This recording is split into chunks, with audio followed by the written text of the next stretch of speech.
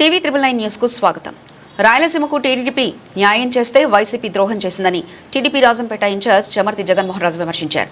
ఆదివారం రాజంపేటలో ఆయన మాట్లాడుతూ మాజీ మంత్రి శైలజానాథ్ నిర్వహించిన ప్రెస్ మీట్లో జరిగిన స్థలం కూడా కబ్జాదేనని ఆరోపించారు. వైసీపీ ప్రభుత్వ హయాంలో అన్నమయ్య డ్యాం కూలిపోయినా పునరుద్ధరణ చేపట్టలేదని, నిర్వాసితులకు ఇళ్ల నిర్మాణం కూడా పూర్తి చేయలేదని విమర్శించారు. రాయలసీమ అభివృద్ధిని వైసీపీ నిర్లక్ష్యం చేసిందని ఆరోపించారు. అయ్యా సాకే గారు అతిథిగా వచ్చి అబద్ధాలు ఎందుకు చెప్పారు? ఇద్దరు భూ కబ్జాదారుల మధ్యలో కూర్చొని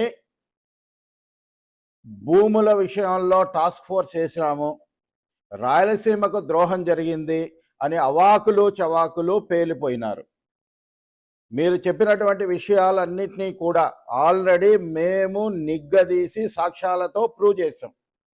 కానీ పదే పదే అబద్ధాలు చెప్పి ఒక అబద్ధాల యూనివర్సిటీని నడిపిస్తున్నటువంటి వైసీపీ పార్టీ ప్రజలను నమ్మించాలంటే గనక ఇది డిజిటల్ యుగము. మీరు చెప్పే అబద్ధాలు నమ్మడానికి ప్రజలు ఎవరు కూడా సిద్ధంగా లేరని గమనించండి.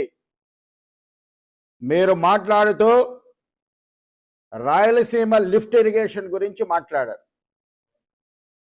రాయలసీమ లిఫ్ట్ ఇరిగేషన్ను చట్టబద్ధంగా కాకుండా మీ ఇష్టానుసారము కట్టాలని చూసి బ్లండర్స్ చేసి నేషనల్ గ్రీన్ ట్రిబ్యునల్ ద్వారా మొట్టికాయలు వేయించుకొని ఆ ప్రాజెక్టును కోర్టు చుట్టూ తిప్పినటువంటి ఘనత మీది కాదా? మీరు చేసినటువంటి తప్పులని మేము ఇవాళ రాయలసీమ ప్రజల కోసం సరిదిద్దుతూ దానికోసం ప్రయత్నం చేస్తూ ఉంటే మీరు చేసిన తప్పులన్నీ కూడా తెలుగుదేశం పార్టీ మీద వేసి పబ్బం గడుపుకోవాలని చూస్తే మాత్రం సహించేది లేదని నేను హెచ్చరిస్తూ ఉన్నాను. ఇది వాస్తవం కాదా? రాయలసీమ లిఫ్ట్ ఇరిగేషన్ ప్రాజెక్టు పైన ఎన్జిటి స్టే ఇవ్వలేదా? దాన్ని ముందుకు పోకుండా అడ్డుకోలేదా? దీనికి కారకులు ఎవరు? మీ చేతగాని విధానాలే ఇవాళ రాయలసీమకు శాపం, రాష్ట్రానికి శాపం. మీరు ద్రోహులు. అలాగే కడప ఉక్కు ఫ్యాక్టరీ గురించి మాట్లాడారు. 3 సార్లు పునాదులు వేసినారు, టెంకాయలు కొట్టినారు, రాళ్ళు నాటినారు, శిలాపలకాలు గాలికి వదిలేసినారు. మీ చేతగాని విధానం ఇక్కడే కనిపిస్తూ ఉంది. ఒక ఫ్యాక్టరీ, ఉక్కు ఫ్యాక్టరీ రావాలంటే దానికి మైనింగ్ లింకేజీలు కావాలి, ఇతరత్ర ఒక ఎకో సిస్టమ్ని ఫామ్ చేయాలి. మీకు అది చేత కాకుండా దాన్ని గాలికి వదిలేసి రాయలసీమ నిరుద్యోగులకు ద్రోహం చేస్తే ఇవాళ ఆ లింకేజీలన్నింటినీ కూడా సవరించి ఒక ఎకో సిస్టమ్ను పెట్టి ఒక పక్కా ప్రణాళికతో ఇవాళ మేము సగర్వంగా ఉక్కు ఫ్యాక్టరీని ప్రారంభించాం. మీది చేతగాని విధానం. మేము దాన్ని సరైనటువంటి విధానాల్లో రాయలసీమ ప్రజలకి మంచి చేసేటటువంటి పక్కా ప్రణాళిక ఉన్నటువంటి ప్రభుత్వం, చేత అయ్యేటటువంటి ప్రభుత్వం.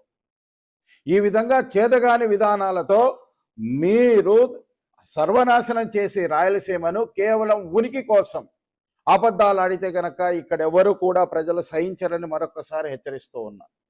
అలాగే అయ్యా సాకే గారు, ఒక 2 కిలోమీటర్ల మీరు కూర్చున్న స్థలము కూడా భూ కబ్జానే. ప్రభుత్వం దాన్ని స్వాధీనం చేసుకుంది. ఆ విషయాలు మర్చిపోయినారు. ఇంకా రాయలసీమకు ఇరిగేషన్ పరంగా ద్రోహం అంటే ఒక 2 కిలోమీటర్లు ఎనికిపోతే భూతద్దంలో కనపడేది నీకు వాస్తవాలు. అన్నమయ్య డ్యాం ఎందుకు కూలింది? అన్నమయ్య డ్యాం కూలిన తర్వాత మీరు ఎందుకు దానికి సరైనటువంటి చర్యలు చేపట్టలేదు? ఇంతవరకు నిర్వాసితులకు ఇళ్లు కూడా కట్టించలేక దాన్ని ఇబ్బందులు పెట్టి టెక్నికల్గా చేతగానితనంతో ఏవో సాకులు చెబితే ఆ సాకులు సవరించుకొని దాన్ని చట్టబద్ధంగా మీరు చేసినటువంటి అబద్ధాలన్నింటినీ కూడా చట్టబద్ధంగా తీసుకురావడానికి ఇవాళకి కూడా సాధ్యపడట్లేదు. నిన్న కూడా మీరు చెప్పినటువంటి అబద్ధాల వలన అన్నమయ్య ప్రాజెక్టు కోంచి విచారించడానికి మళ్ళీ టెక్నికల్ కమిటీ సిడబ్ల్యూసి మెంబర్ రాజుగారు వచ్చారా లేదా? నిన్ననే మీరు ఇక్కడ ఉండగానే వచ్చి చూసిపోయినారు 2 రోజుల ముందు. ఈ విధంగా రాయలసీమకు ద్రోహం చేసినటువంటి మిమ్మల్ని ప్రజలు